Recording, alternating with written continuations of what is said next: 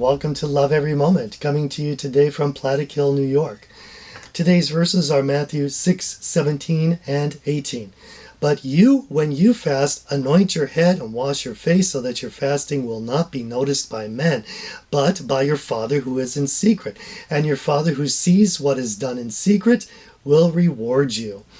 Well, this is the third and final example of how Jesus wants certain parts of our Christianity to be more or less secretive, or at least just with Him as our audience, and not broadcasting it in front of men so that we'll get noticed by them and get their glory. We certainly don't want to do that. Now, first was giving. We try to give in secret. Sure, a church secretary might know, but otherwise we're not broadcasting, hey, everybody, look that I'm giving. Same with prayer. We might pray in groups, but we're not trying to make a show of our prayer. Here in fasting, I like how the King James says that these Pharisees would often disfigure their faces. Jesus says, forget that. Don't get the glory of men. Wash your face, go about your normal business so that no one could really tell that you're fasting. And I think that's quite interesting. Now, it says here, when you fast, or in the King James, whenever you fast. It seems to be that fasting is supposed to be a pretty normal part of Christianity. But the American church doesn't really fast very often, and hey, I'm guilty of that too. I don't fast anywhere near as often as I should. In fact, they made a movie about my fasting. It's called The Fast and the Furious. So I get pretty hungry when I fast, and I'm kind of cranky sometimes. Terrible person. Don't follow my example. In fact, when we read through the Bible, especially in Acts, you'll see that prayer is often linked with fasting. Prayer and fasting, or fasting and prayer. And so why do these two go together? And what is really the purpose of fasting? So let's look at that a little bit.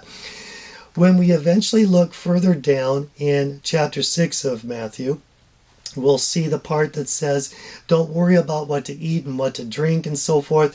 God knows that you have need of those things. Seek first the kingdom of God. So when we're fasting, we're saying, I'm so dependent on you for my needs that I know, at least right now, I don't even have to worry about food.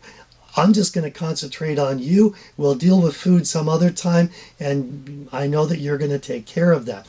It shows a true dependence on God, devotion to God, that we would even give up something we really enjoy, at least I do, so that we could have more time with Him. I think that's the main idea of it. There's another cross-reference that I thought I'd throw out, and it's kind of an interesting one, not one that we don't often see.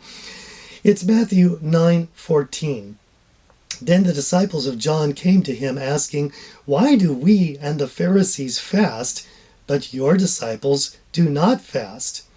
Decent question, I suppose. And Jesus gives such an interesting answer. Jesus said to them, the attendants of the bridegroom cannot mourn as long as the bridegroom is with them, can they?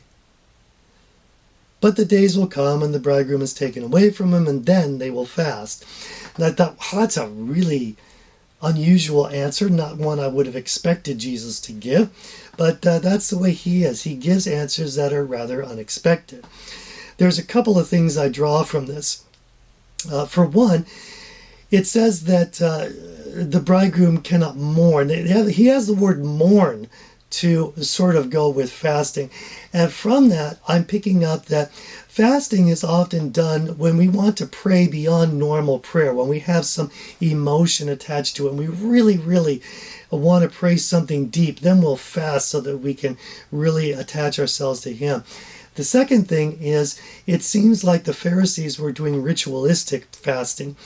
And there are Christian faiths that do Lent or some other form of ritual fasting. And I think we want to avoid that. Our fasting should be so that we can connect more to Him, spend the time we would normally be doing eating to connect to Him in prayer or just meditation and just thinking about Him. That's the best part of all. Let's try it, shall we? Let's see if we can get closer to Him through fasting, because if we love every moment, we're going to love every moment. I'm your average wretch, and I hope you have a great week.